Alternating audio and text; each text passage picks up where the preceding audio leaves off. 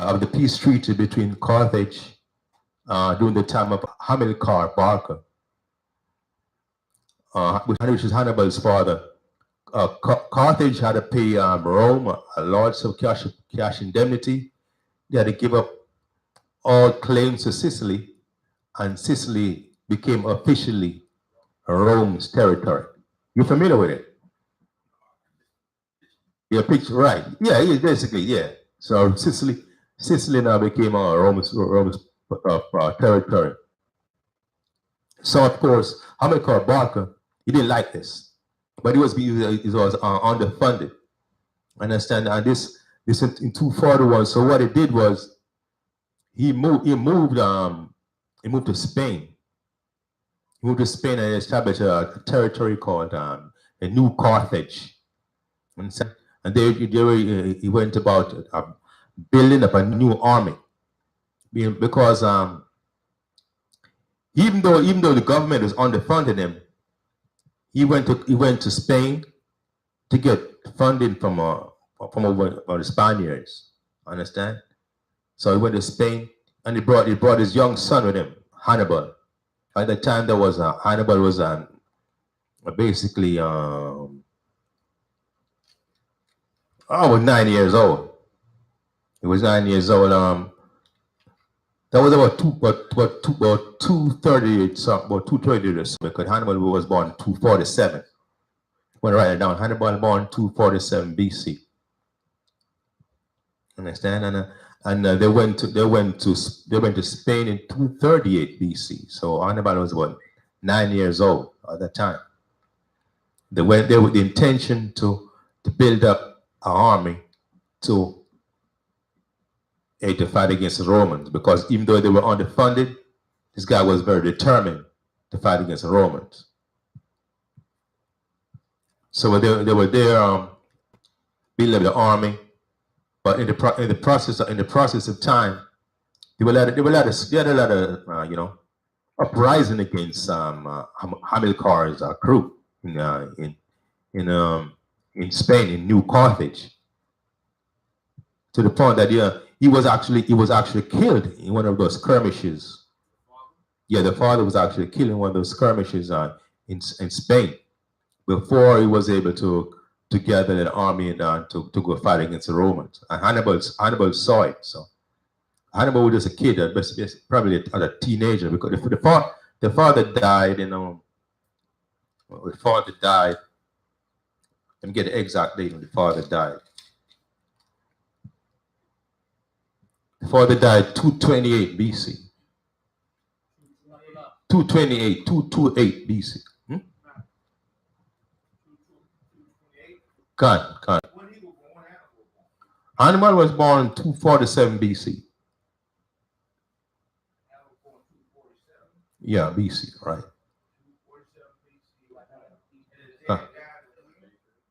Who, the father? The father was born in 275 BC, and died in 228 BC. So he was born 30, about 43, so 30, 48, something like that. 47, 40. 275 BC. 228 BC. See, as you can see in this map right here, right? That's Rome right there. That's the red. When the red, that's Rome. It's yeah, in 40s. 53, was it? 30. No, 40. 53. Something like that. See, that's Sicily right there. Get up a little bit. Right. Carthage right there, Sicily right there, Rome. And I'm saying there were a lot of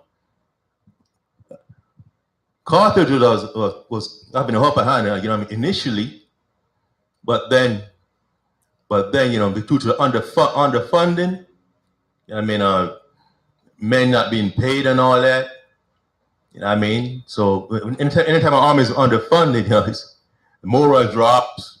You know what I mean, all kind of thing happens. And then Rome now, because of that, the Carthage under Hamilcar Barca was forced to make this peace treaty with Rome. And like I said, they had to give up Sicily. Rome became the sole owner of Sicily. And that paid them a lot of money and all that. And but Hamilcar Barca was determined. He wasn't satisfied with that. But of course, they couldn't do anything in Carthage because the government wasn't funding him. And plus, they made a peace treaty, so he had to do it outside of Rome's vision. So he had to go someplace else. Where did he go? He go to Spain, basically southern Spain, and established a city referred to as the New Carthage. Understand? And while over there building up his military, of course, there's always going to be confrontation with the people of the land. So in the process of time, in 228 BC, he was killed when Hannibal was a young man. No. His father was born 275 BC. Yeah, 275 BC. And he died in 228 BC. So he was 47, right? No, he was born in 228 BC, right? No. He died in 228 BC. You're counting down. You count down. In BC, you're counting down. Okay. Right? In BC. Come. No. It's like 47. 275 and 228. Am I wrong? Do the math in that. I think that's 47. What? Hannibal was born in 247 BC. He died in 182 BC. Yeah. Right. He was right. He was because he was a general in the military, so he was a young, strong guy. And Hannibal saw that, and of course, he got that really shook him up a bit. But he was resolved to continue his father's work because his father had made him pledge his hatred for Rome. Understand? So Hannibal continued in his father's footsteps in building the military. And so his father used to teach him all the military strategies and all that, how to conduct warfare. So Hannibal now, his decision was not to go back to Carthage. Understand? So while he was there in Spain, his decision was to attack the Romans on their own land. Understand? And he did that. He planned to do that with which was something basically unique with the elephants.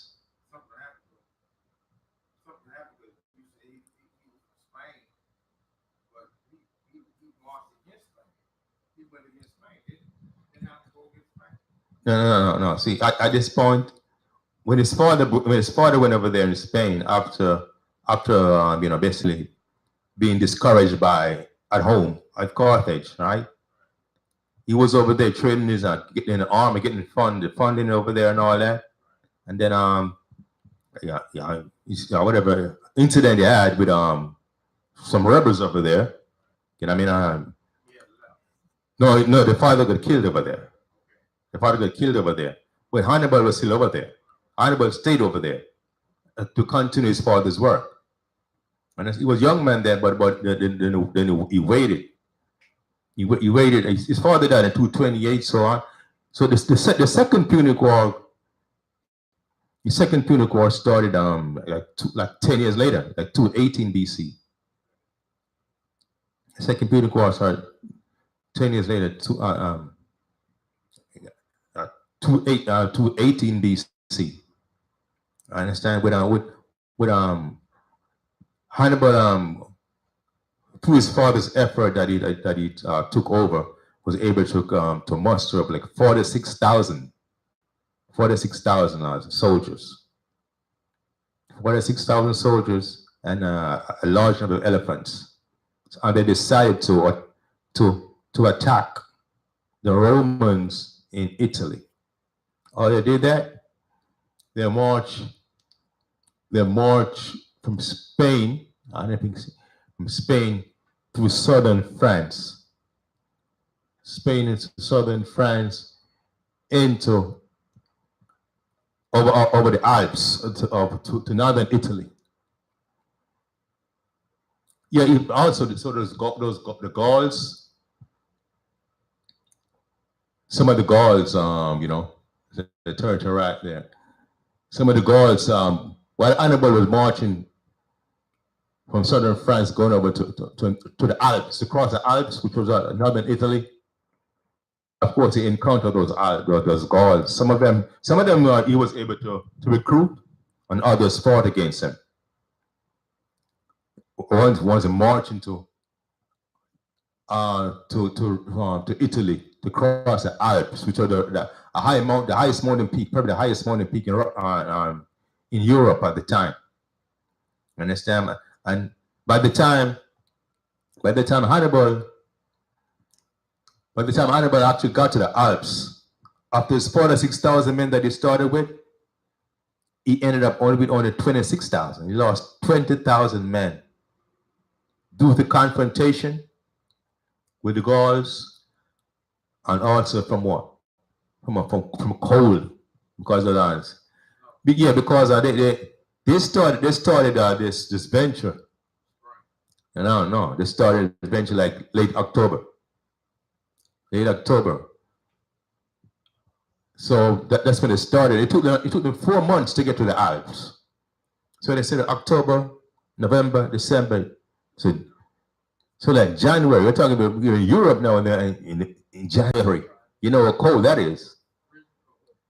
Understand? Plus due to the attack from the Gauls, they got raided by those Gauls, man. So you know, they lost a lot of food and all that.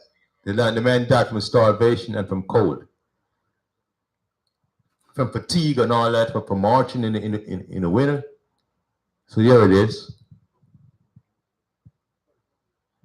That's Spain right there. You see that Spain right there? Yeah, there it is, right there. Southern Spain, and the Gauls up there, that's France. Right up there to the Alps, right? Exactly. You know what I mean? So the first battle they had, all right, the battle of that battle right there at Cannae, the battle of Cannae. This Lord, like Hannibal, with a strategy, this slaughtered like 50,000 of the. This slaughtered 50,000 of the Romans. This strategy that they said he used was he kind of basically teased the Romans into attacking him, and then he pretended to be retreating, and basically they sucked them in, and then he surrounded them, and then he attacked them from all sides. He attacked them from all sides and slaughtered like 50,000 of them. Slaughtered 50,000 of them. So at that point, they were very triumphant. But of course, the thing though, he only had 26,000 men. Understand? And he started the Romans in Cannae in Italy. But those people that the Romans were in control of still didn't align themselves with Hannibal, because they weren't sure what Hannibal had to offer them. Understand? They weren't sure what Hannibal had to offer them. Because Hannibal didn't plan on setting up in a residence in Italy. Basically, his main purpose was, his hatred for Rome, and he was there to take revenge for his father and all that. Plus, Hannibal wanted the Romans to surrender. The army got slaughtered, 50,000 men got killed, but the Romans, because they said if they surrendered to, look at all those territories the Romans controlled at the time. The Iberian Peninsula, Greece. See that? They control Sicily. So if they were surrendered to Carthage, all those territories would have revolted against Rome also. I mean, they would say, hey, you lost your power, so we're no longer under your control. So they were, even though they lost 50,000 men, they refused to give up. They refused to give up. Plus also, Hannibal, when he slaughtered those Romans, he would take the rings of the Romans, the rings of their finger. He collected a whole lot of rings of the finger. What he did was he sent his younger brother back to Carthage to get reinforcement because he needed more troops. Even though he slaughtered those 50,000 men at Cannae, he wanted in order for him to take total control of Italy, he would need a whole lot more men than that. So he sent back to Carthage. He sent his younger brother back to Carthage with a collection of all those rings to show to the government in Carthage. Look, we're being victorious over here. All these things we collected are from people we slaughtered. But we can do a lot more if you would only give us some assistance financially and military-wise, so we can, pay these mercenaries, and we need more men. But the government didn't do that. The government didn't back Hannibal. So at this time now, the Romans were now in the process of recuperating and rebuilt the military, because they wasn't going to forget this. They wasn't going to forget losing 50,000 men. So we just sent out. So the person with us, there was a young man, because Leo Scipio, the son of Leo Scipio. Yeah, his name didn't, Hannibal, his name was, I don't know, some say his name was Aurelian Africana, some say he got the name after subsequent victories over the northern Africa. So he was the one. He was the one who the Roman. He was the son of Leo Scipio Africana, his son. And then he was a young son too in his 20s. He was the one that the Romans gave the authority to get an army to fight against Hannibal. But Hannibal was expecting that he was gonna attack him. Was gonna attack him right there in Italy, but he didn't. What Leo Scipio did was actually attack Hannibal in Carthage and in France, and I'm sorry, in Spain, not Italy, where we expected it. So that forced Hannibal now to go back to basically abandon right there, to defend those territories. So he basically took over Spain, New Carthage. The Romans took over New Carthage. They established New Carthage was basically like right there, and then the Romans set up another city right there to the north of New Carthage, called, I think, Secunda. I'm getting the name of that. They set up another city where they brought their men, and from there they were able to launch an attack against against New Carthage. Because by that time, New Carthage, most of the men, all of the men were already in Italy. Well, with Hannibal, after I've been going up with the Alps and all that. So it was weak. So they took over the new territory. So they were not forced. They were not forced to defend the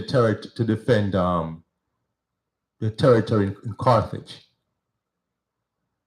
Let's see when let's see when that leads to.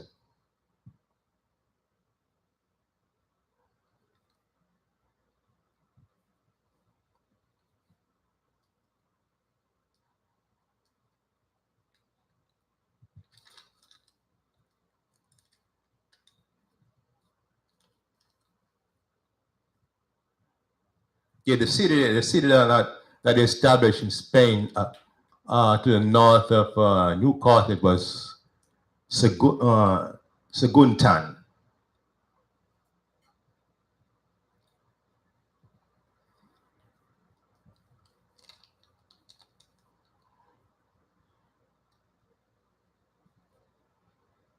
Right. Okay.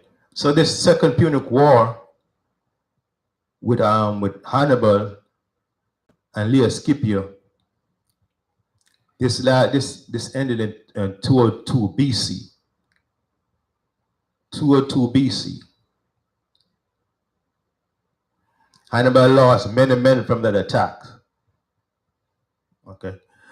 So because now Hannibal was not being funded. Hannibal was not being funded. So when he lost now, so he was not being funded by the government anymore. So Hannibal was like a fugitive now. This guy was like a fugitive now because he was not being funded by the government anymore. And he lost his military now. He defeated the Romans initially at Cannae, where the Romans recuperated, got an army about 4 times that amount. I'm saying so. So they were greatly outnumbered. They didn't get the reinforcement he expected from Carthage, so he lost his men. So he was like a fugitive now. So eventually Hannibal, he was on the run. They were sending assassins out to him and all that. So he sent an assassin out to him. So he actually to the point that they actually caught up to him in Turkey. And he decided to say, "Hey, I'm not going." Because if they had captured him, they would probably made an example out of him, hang him and all that, and disgraced him. So he decided he took his own life, a suicide. Hannibal. Yeah, took his own life. That's what Actually, this was Hannibal was remember the Maccabees won 68 BC. So, and that was Hannibal died of what? Let me see, Hannibal 182 BC. So this was before the Maccabees. Understand? This was before the Maccabees. Hannibal died 182 BC. The Maccabees started the revolt at 168 BC. So this was in another region, and it was away from the Maccabees, before the Maccabees. It was maybe 20 years before the Maccabees.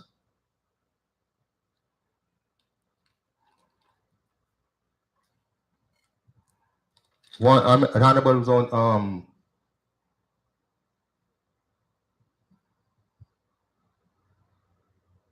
one second.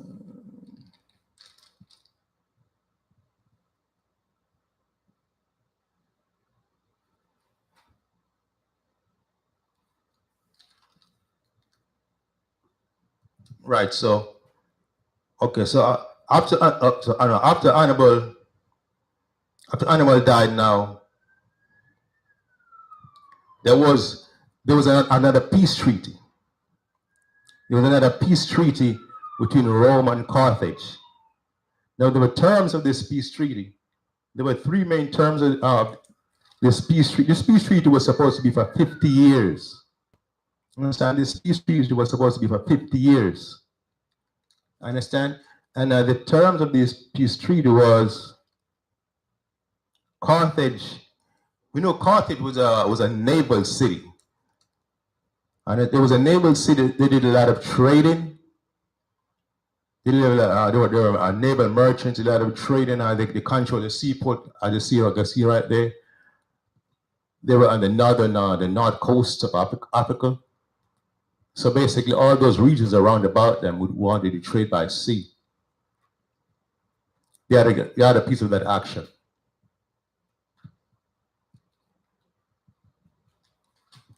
Now the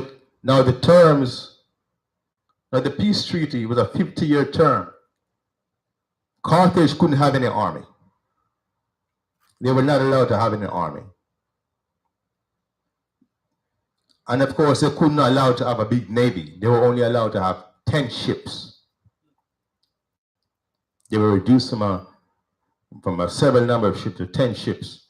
And of course, they had to pay Rome a large cash indemnity. So they weren't allowed to have an army, and they were only allowed to have 10 ships. Those are the terms that Rome, and this was in writing supposed to be for 50 years. Okay? Those are the terms that the Romans demanded of Carthage in order for them to not continue invading them. But during that time, there was Carthage was being attacked by Numidians. I believe those were Hamites. Numidians, which were to the south of them in Africa. They were being attacked by toward a period, and because they realized that Carthage was now weakened, they were now weakened militarily, so they were not able to defend themselves. And they were not able to defend themselves adequately, so they were being raided by territories to the south of them, Numidians. And they would appeal to Rome all the time, say, look, we've been attacked by these regions round about us. They're plundering us. They're raiding us. I mean, we need either you to defend us militarily or give us permission to defend ourselves against our enemies round about us. Rome would not agree. But they had a bad history with Carthage, and they were not gonna allow them to build up another military. So this continued for basically 50 years, to the point that after the 50 years, Carthage, without consulting Rome, they started an army. They built up an army. Remember, they told me, you can't have an army. Because what? That's the terms we agreed to. Peace treaty. As a result of the peace treaty. Because if you have an army, that means, hey, potentially you're still trying to wage war against us. So we're not going to allow that. We'll crush you if you do that. And they had to agree to the terms. So for 50 years, and for 50 years it did. For 50 years, they agreed to it. They had to, tolerate all the excursions from the Numidians to the south.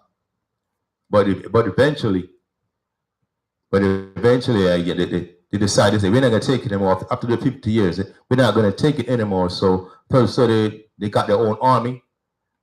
And they decide to wage a war against the Numidians. But of course, after not having an army for so long, the men weren't as strong as trained men. So they got defeated by these Numidians and the Hamites to the south of them. That was one. And also, the Romans say, yo, what do you do? I thought we agreed that you could not have an army. You can't have a military. That was part of the terms of the peace treaty, that you cannot have a military. I understand, but there was a misunderstanding, or there are just a total betrayal. Total betrayal. So the Carthaginians thought that they were allowed to have an army after the 50 years was expired. Rome said, no, you cannot. So you got to get permission, which they thought they wouldn't have gotten, because previously when they asked for permission, when they were in danger, they didn't get it. So they took matters into their own hands. They decided to take the risk. You know what I'm saying? So they rose up against the Numidians to the south, and they got crushed by the Numidians, and then Rome said, no, yeah, you violated the terms of this peace treaty, and for that, we're going to crush you. Because Rome had a hatred for them anyway. They were just looking for an excuse to eradicate them anyway. So what did the Romans do? So this now led to the Third Punic War. This was down to 149 BC. That's when the Third Punic War started, 149 BC. So for 3 years, the Romans besieged Carthage, 149 BC. This Punic War started 149 BC and ended 146 BC for 3 years. This was by far the shortest Punic Wars you can imagine, because Carthage was by now, no, the person leading this military was the grandson of Leo Scipio the Africanus. He was a grandson, 50 years, the grandson of Leo Scipio Africanus. So these guys got a lot of memory of the situation with his father and grandfather and all that against the Carthaginians. So they besieged the Carthage for 3 years, and they totally plundered the city. They burnt the city to the ground, destroyed the city. And what happened? Just like right in just like in 70 AD when the Romans destroyed later on when they did the same thing in 70 AD when the Romans destroyed our temple. And what did they do? They sold the people into slavery roundabout. So basically that's what happened. It was 3 Punic Wars. First one from 265 BC to 241 BC. Where initially Carthage was having the upper hand against the Romans, but because of a lack of funding from the government, Rome eventually got the upper hand, and forced Israel to surrender and sign a peace treaty. I'm just summarizing basically what the main points of these three wars. And the terms of the peace treaty was that Carthage had to pay them a cash indemnity, and they had to surrender all claim to Sicily, and then Rome became the sole owner of Sicily. And at which point Hamilcar, who was a general at that time, went into Spain to regroup and to gather an army, which he was in the process of doing, which was succeeding in doing, but due to skirmishes with robbers in Spain, he was killed in 241. 228 BC. Then his son Hannibal took over from his father.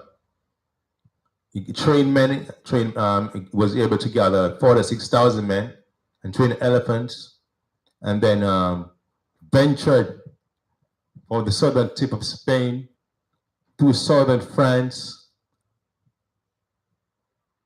over the Alps, the mountains of northern Italy. Took me for 4 months, and then lost 20,000 of 46,000 men. Yeah, to a bit of cold and a hunger and all that. But through his military strategy, which he learned from his father at the Battle of Cannae in 216 BC, he slaughtered 50,000 of the Romans, and he got confident, thinking that the Romans would have surrendered to him, but they didn't. So the Romans in turn now went about to gather a stronger and more powerful and more numerous, larger army. Understanding that they attacked. They took over Spain by establishing a city in Spain that's north of New Carthage, where Hannibal and his father set up, and they attacked also the mainland Carthage. And they said, and mainland Carthage, again, they turned their backs on Hannibal. Understand? They say they pretended not to even approving of Hannibal's war, and they refused to fund him to fight against Romans. And of course, they had to sign a peace treaty with the Romans again, and that which we mentioned that Carthage was only allowed to have 10 ships. They couldn't have any military, and they had to pay Rome a lot of money. And Hannibal at this point became a fugitive. Understand? He had to become a fugitive. So they were sending an assassin, a mercenaries after Hannibal. You had to be totally on the run. While he was on the run, he would basically loan himself out to other rebels or groups, whoever, who were opposed to Rome. He became like a mercenary for hire to those territories or factions that were against Rome. Then eventually, they called out to him in Turkey. But instead of surrendering and or allowing them to capture him, he poisoned himself. So now, like, and the third, that's the second Punic War. Now, the third and final Punic War was where the Carthage was being attacked constantly through the 50-year period by Hamites in the south, the Numidians, to the point that they say, since Rome won't help us, and the 50 years are up, and we've had enough of this, we're gonna rise up, take over our military, and then defend themselves. But they were not capable of doing that because they were not strong enough after not having a military for 50 years. You know what I mean?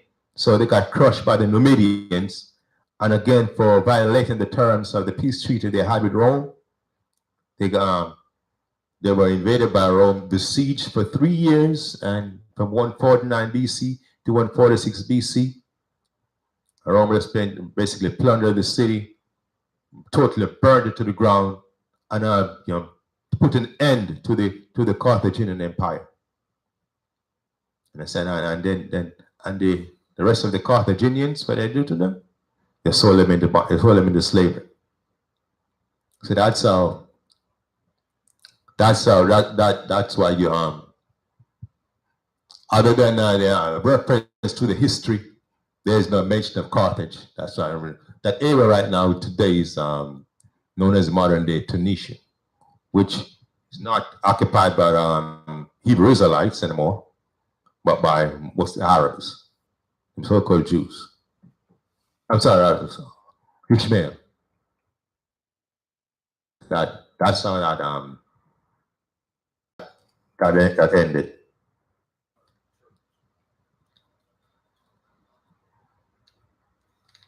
Get a script on any question about anybody? Got a question on this? Got some of the dates right? You got the date. You got the dates? Some dates over there. Hannibal's Hannibal's father is when he was born and when he died. He was born in 275 BC and died in 228 BC. All right. All right. Hannibal was born in 247 BC, died in 182 BC. 182.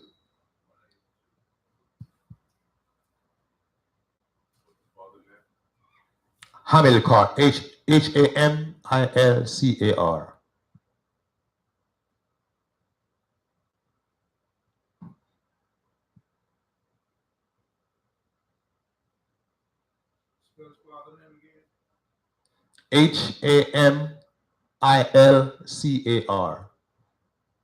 Last name Barca, Barca.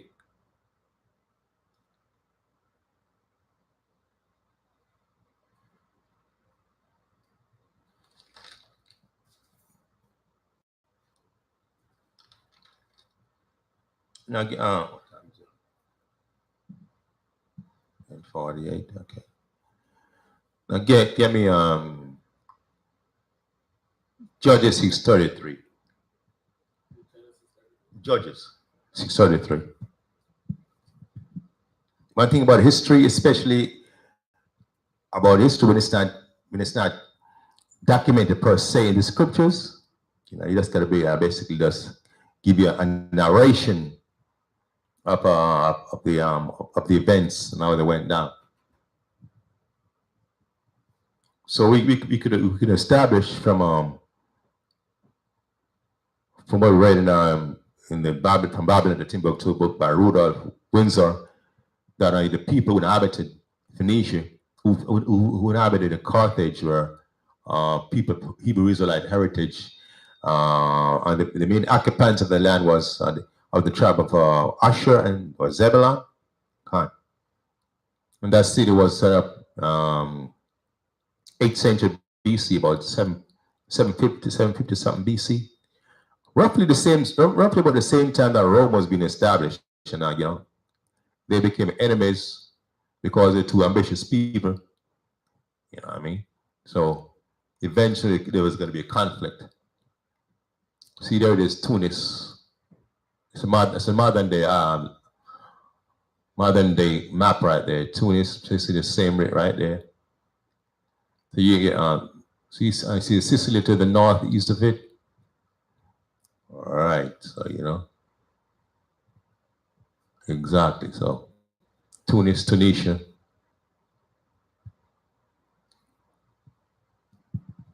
You got it? Judges. Keep Judges 3, yeah. Let me wrap it up with that. The book of Judges, chapter 6, verse 33. Then all the Midianites and the Amalekites and the children of the east were gathered together and went over and pitched in the valley of Jezreel. Yeah, there's some the time of the Judges, while we were in our homeland, before we got kings, we were being attacked by the Midianites and other nations coming against us. Because when Israel disobeyed the Moses and not keep his commandment, what did he do? He sent other nations against us to put us in captivity. Read. But the spirit of the Most High came upon Gideon. So the spirit of the Most High got to be upon you, man, to defend yourself against nations, especially when they totally outnumber you. Until, of course, the Most are ready for you to be delivered into their hands. Right? And he blew a trumpet, and a beezer was gathered after him. Right, now go to chapter 7, verse 4 and 6. And as we read when Hannibal had a victory over the Romans at Cannae, slaughtered 50,000 men. He only had 26,000 men. Understand? He only had 26,000 men, and the Romans probably had 3-4 times that the amount of men that he had. All right, when the spirit of the Most High is on you, just like with the Maccabees, when the spirit of the Most High is on them, with Matthias, Judas, Simon, Jonathan, even though they're outnumbered, you got something. What do you got? All right, let me see. 21. All right. The book of Deuteronomy, chapter 20, verse 1. When thou goest out to battle against thine enemies, and seest horses and chariots and a people more than thou, be not afraid of them. For the Most High thy power is with thee, which brought thee up out of the land of Egypt. Right, see that? When you go to battle against your enemies and you see that they look mightier than you, they look more organized than you, they look more numerous than you, don't be afraid. Because the Most High, the only power that there is with you. Go ahead, sister. Chapter 20, verse 1. Right, so when you see these enemies outnumber you, looking more organized than you, looking more powerful than you, don't be afraid. Because the Most High is fighting for you. Understand? The Most High said what? Where is the battle of war? Here is weapons of war. The battle lacks in weapons of war. Read. A little more? Okay. Right. So go back to Judges 7, chapter 7, verse 4. The book of Judges, chapter 7, verse 4. And the Most High said unto Gideon, the people are yet too many. See that? That's the number of people that came to assist Gideon. But the Most High wants to be sanctified. The Most High wants it to be known that, hey, I'm the one giving you this victory. You're not doing this of your own. Because if there are too many men, they may get puffed up and think that, hey, they got this victory because of their numbers, because of their military prowess. And the Most High saying, I don't want that to even enter into their consciousness. There are too many men with you, Gideon. You're going to have to reduce a bit. Read on. Bring them down unto the water, and I will try them for thee there. Right, so the Moses said, bring them down to the water, and I'm going to give them a test to separate one group from the other. So I'm going to let you know which ones I want you to take with you to battle. Read. And it shall be that of whom I say unto thee, this shall go with thee, the same shall go with thee. And whomsoever I say unto thee, this shall not go with thee, the same shall not go. Read. So he brought down the people unto the water. And the Most High said unto Gideon, everyone that lappeth of the water with his tongue, as a dog lappeth, him shalt thou set by himself. Likewise, everyone that boweth down upon his knees to drink. And the number of them that lapped, putting their hand to their mouth, were 300 men. But all the rest of the people bowed down upon their knees to drink water. Right. So the Most High gave Gideon a criteria to decide which one should go to war with him versus which one should go back home. So the ones that lap the water, that scoop the water in their hand and drink it, those are the ones that are going to take the battle with you, and that number was 300. Then there were other ones who get on their knee and just drink. You didn't give it that many; they were just drinking unattended.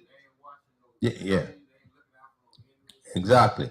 So those men they didn't have the spirit of caution. You know what I mean? They were just concerned about they're just drinking the water. You know what I mean? Right. They didn't know about sacrifice I mean, you're gonna go to war. You gotta have, some militancy power. You gotta be disciplined. But they want to concern about the instant gratification of satis of quenching their thirst. You know what I mean? So the Most I said, those are not the men that I want to go to war with you. The ones who are more diligent and careful and lapping at the water, yeah, looking around, those, right, right.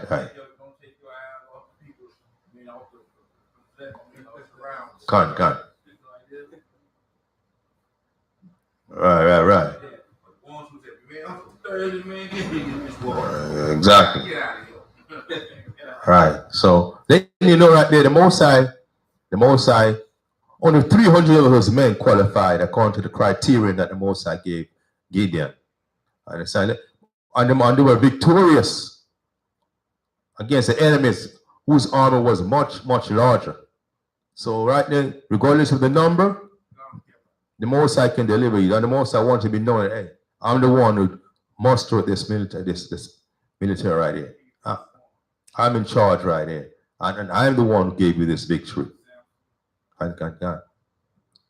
So that basically, that's just a brief, synopsis of, how the three Punic wars that Hannibal had.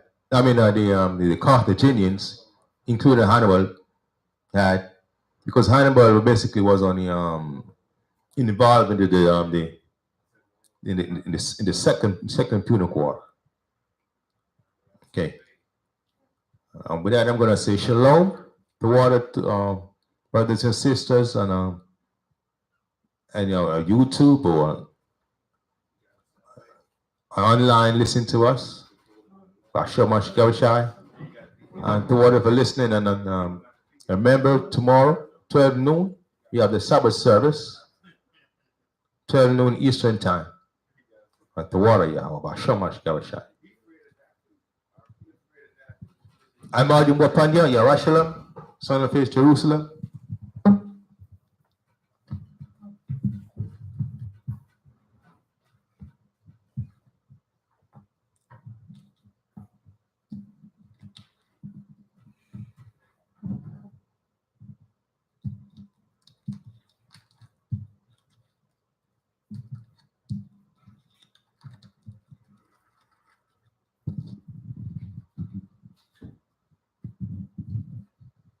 Anya, Aharyam, Ayanyam Ya, Al, Aharyam, Ma'aya, Yabawa'a, Isaiah, Yabawa'a, Mayahawa, Sha'aisha, Shemayam, Wa'arataza, La'a, Yanathan, Lamawat, Ragalia, Yala'a, Yanawam, Shashawamar, Hana, La'a,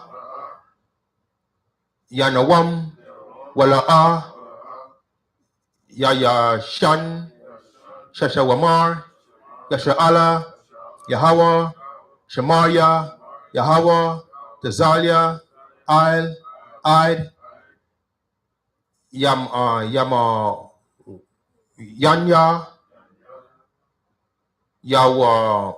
Yawamam, Ashamash, La'a,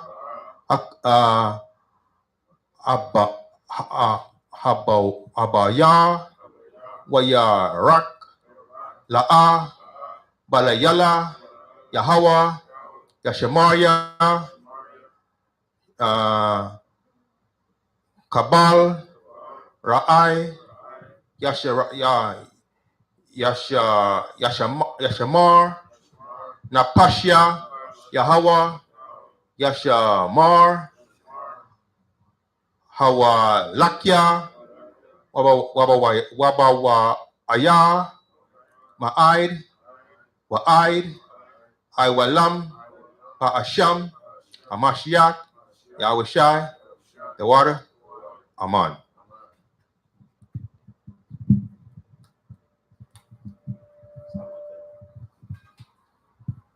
The book of Psalms. The book of Psalms, chapter 121, verse 1. I will lift up my eyes unto the hills. From whence cometh my help? My help cometh from the Most High, which made heaven and the earth. He will not suffer thy foot to be moved. He that keepeth thee will not slumber. Behold, he that keepeth Israel shall neither slumber nor sleep. The Most High is thy keeper. The Most High is thy shade upon thy right hand. The sun shall not smite thee by day, nor the moon by night. The Most High shall preserve thee from all evil. He shall preserve thy soul. The Most High shall preserve thy going out and thy coming in from this time forth, even forevermore. Bahashem Mashiach Yahushua, the water of Miyad. Amen.